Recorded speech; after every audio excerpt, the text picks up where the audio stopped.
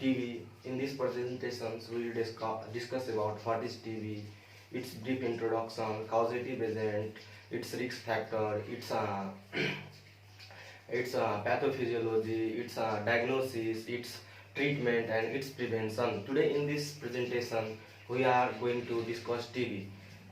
Why we are interested to discuss TB?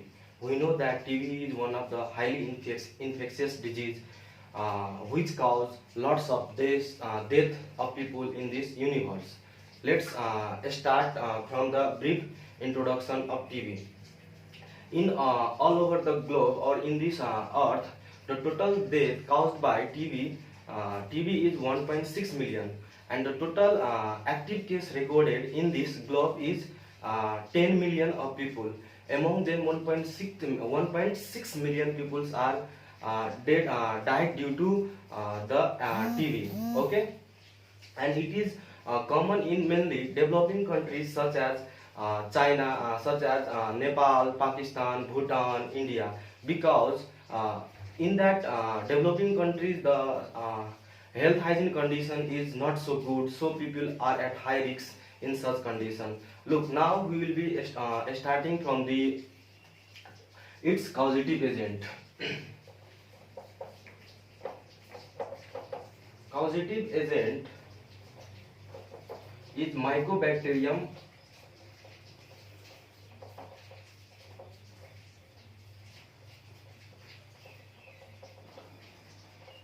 tuberculosis, and Mycobacterium tuberculosis is the causative agent of TB, mainly pulmonary tuberculosis. Look, and Mycobacterium tuberculosis mainly reside on the lungs. Why it is mainly reside on the lung? Because it is aerobic bacteria and it needs more amount of oxygen to survive. So it's mainly choose the area that is called alveoli of lungs, because alveoli of lungs are with great supplement of oxygen. So this Mycobacterium tuberculosis mainly choose the alveoli of lungs, and which is called pulmonary tuberculosis. And other strains are also responsible for different kind of tuberculosis. For an example, Mycobacterium bovis, which is present mainly in the cow milk, and if we drink such kind of cow milk without pasteurization, then we may suffer from tuberculosis. Okay, and other strains are also found which are also the causative agent of tuberculosis. They are mainly Mycobacterium apherinicus, Mycobacterium cantai, Mycobacterium microti, Mycobacterium afericanus, Mycobacterium afericanus, Mycobacterium cantai, Mycobacterium microti. These are the strains which are responsible for the TB. And mainly there are TB are classified mainly into two types. One is pulmonary TB and one is extrapulmonary TB. One is pulmonary TB and one is extrapulmonary TB. Pulmonary TB and extrapulmonary TB. Then what is pulmonary TB? If the Mycobacterium tuberculosis reside on the lungs, in the lungs,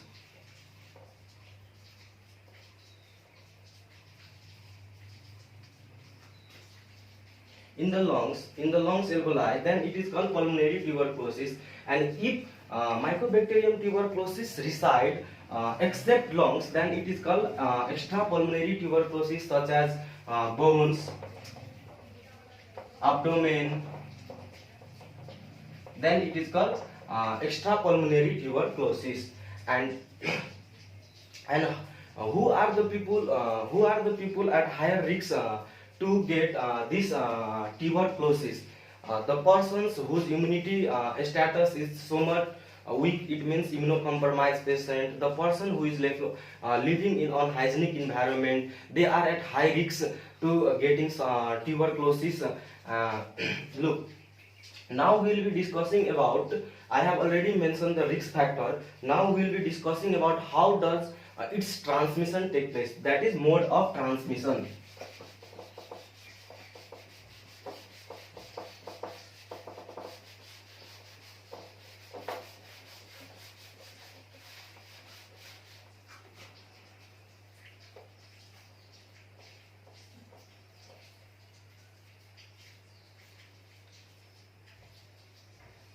This is a sketch of lungs. Suppose the person who is suffering from TB. As we know that TB is a communicable, highly infectious bacterial disease, and it is mainly transmitted through air by the way of droplet infection. Suppose if a person cough or sneeze, then the bacteria is released in the air which may be inhaled by the healthy person, and if it reside the lungs, then it will ready for causing infection inside the lungs. And like this, the TB is spread from one person to another person by the droplet infection.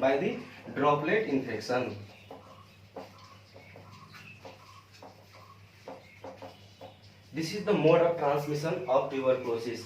And also one of the famous another name of tuberculosis is Koch disease. Tuberculosis is mainly known as Koch disease. Why it is called Koch disease? Because one of the scientists named Robert Koch, who discovered for the first time Mycobacterium tuberculosis, which is responsible for tuberculosis, so he named the Koch disease. And it is one of the important MCQ for NEET and IIM and other pre-medical entrance. Okay, this is also known as Koch disease. Yeah, and when these bacteria reside on lungs, then different kind of macrophages get activated. And wants to eliminate this bacteria. But if macrophages are unable to eliminate this bacteria, and if they suppress this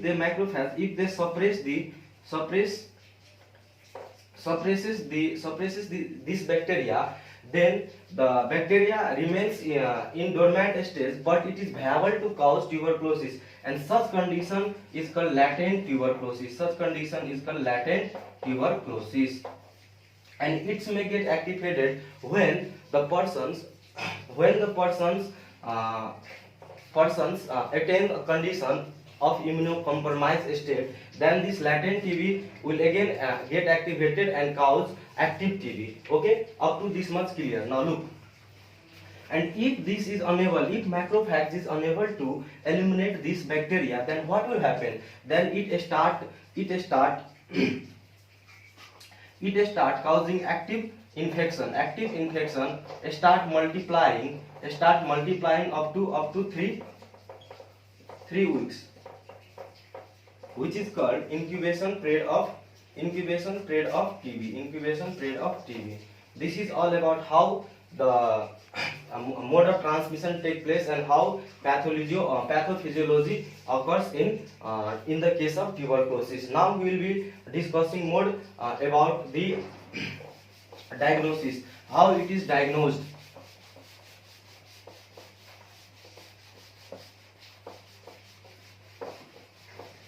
Generally, we do not perform gram stain in order to diagnose that Mycobacterium tuberculosis, because cell wall of this Mycobacterium tuberculosis contains a layer of one of the acid, which is called mycolic acid.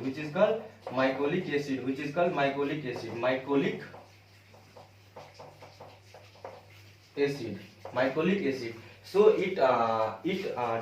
it does not allow to take the gram stain. So we generally does not perform the gram stain to know about the Mycobacterium tuberculosis, because its wall is covered by a mycolic acid, and it is also one of the important question for entrance. Mycolic acid is present on the cell wall of Mycobacterium tuberculosis. Then what we perform generally, because it is highly sensitive to acid, so it is also known as acid fast bacilli.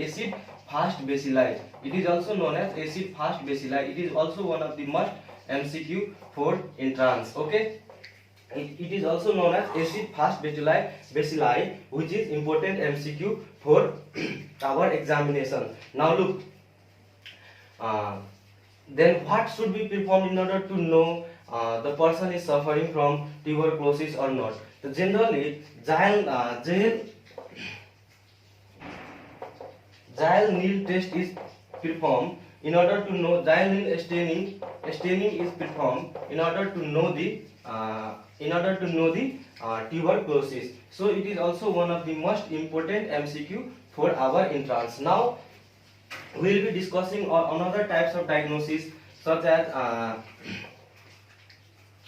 chest X-ray is done. Why chest X-ray is done? So look, we have already mentioned in pathophysiology that when it start infection here, then different kinds of macrophages come and it surround this bacteria, and their inflammation occurs, which cause necrosis,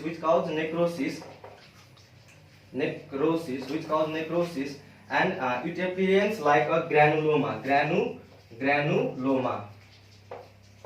So it appears in the chest X-ray. So we generally perform chest X-ray in case of tuberculosis. And if this condition is if this necrosis is involved, look, if this bacterium is surrounded by these macrophages and it appears like a granuloma, which is called Gone focus, okay. And if this inflammation is involved with different kinds of lymph node and lymphatics, then it is called as a Gone focus. Then after it is called as Gone complex. And it is important question for our entrance. What is Gone focus and what is Gone complex? And suppose if there is calcification, if calcification and fibrosis occur, then it is called Ranke complex. Okay, these all points are important for our examination. Okay, look, so we perform chest X-ray to know whether there is a granuloma in the chest or not, in the long parenchyma or not. So we generally perform chest X-ray. Okay, and these points should be clearly understood. What is Gone focus, what is Gone complex, and what is Ranke complex. These all points should be well understood before going to give the examination of different kind of medical entrance. Okay, look, now another test is, one is Zyle-Neale staining, one is chest X-ray, and another is PCR test in which antigen is detected. Okay, third one is PCR test, that is polymerase chain reaction, and the last one is sputum culture. Okay, that is three samples of infected person is taken in 3 consecutive morning, and the bacteria are cultured in the laboratory environment. Okay, these are the diagnosis of this Mycobacterium tuberculosis. And the one more thing is that what is sign and symptoms shown by the patient in case of pulmonary tuberculosis? What are the signs and symptoms generally seen in pulmonary tuberculosis? Okay, I have to mention it before, but I am going to mention it now. Okay, what are the signs and symptoms generally seen in case of tuberculosis? Look, there is a one important point which should be understood: hemoptysis, which is blood in cough. And there is generally person suffering from a severe cough with fever at night. Okay, these are the signs and symptoms generally seen in Mycobacterium tuberculosis. It means tuberculosis. The person feels like weakness. There is a weight loss, which are generally seen in this tuberculosis, which are the signs and symptoms generally seen in Mycobacterium tuberculosis. Look, now we will be discussing about what are the treatment. After diagnosis, we will go further proceed how to treat the patient. So generally we give a spectrum of antibiotics, which which helps to eliminate that tuberculosis. And it is the name of antibiotic is like this. And it one of the famous mnemonics is that PRISE. This is the mnemonics which helps to mug up the name of different kind of antibiotic. Look, P stands for pyrazinamide, pyrazinamide.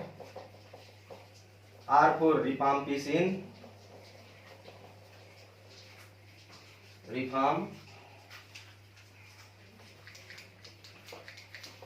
1 minute.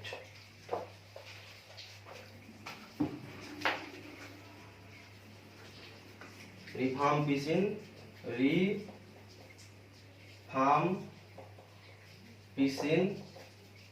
I for isoniazid,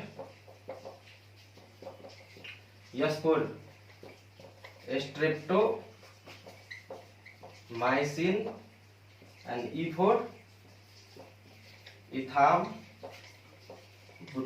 Okay, these are the antibiotic, and we know the antibiotic, the drugs or medicine which are used to eliminate the bacteria is known as antibiotic. Okay, and these things should be kept in mind by heart. Okay, these are the antibiotics which are generally preferred in case of Mycobacterium tuberculosis. That is P for pyrazinamide, R for rifampicin, I for isoniazid, S for streptomycin, and E for ethambutol. And the famous mnemonics is PRISE, which should be kept in mind. Okay, look, now we'll be discussing about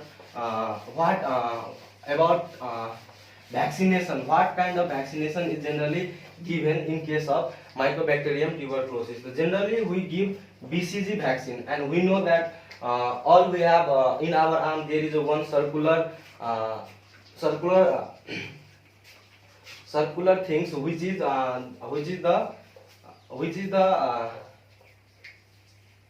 given at early age. That is the vaccination of BCG. That is BCG stands for Bacillus calmette guerin. This is a vaccination which is generally given in childhood stage. Look, one of the organization which is established by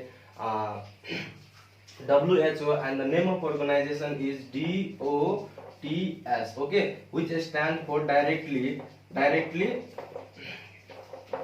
absorb treatment short course. Treatment, yes, for short course. Okay, this stands for DOTS, in which the patient are kept in that area, and the highly qualified or highly skilled persons are provided in order to check whether the patient is taking drugs regularly or not. These things are observed by under the organization named as DOTS. Okay, this is the points. Look, one of the also more common point, that is when tuberculosis day is observed. It is 24th March. This is also one of the important question. 24th March always TB is celebrated. TB day is celebrated. Okay, this is also one of the important MCQ for our entrance. Now look, it is more commonly seen in TB patient. It is more commonly seen in TB. It is more commonly seen in AIDS patient, because AIDS is the condition in which the person immunity is decreased, or it is an immunocompromised person. So in this case, in the person suffering from TB,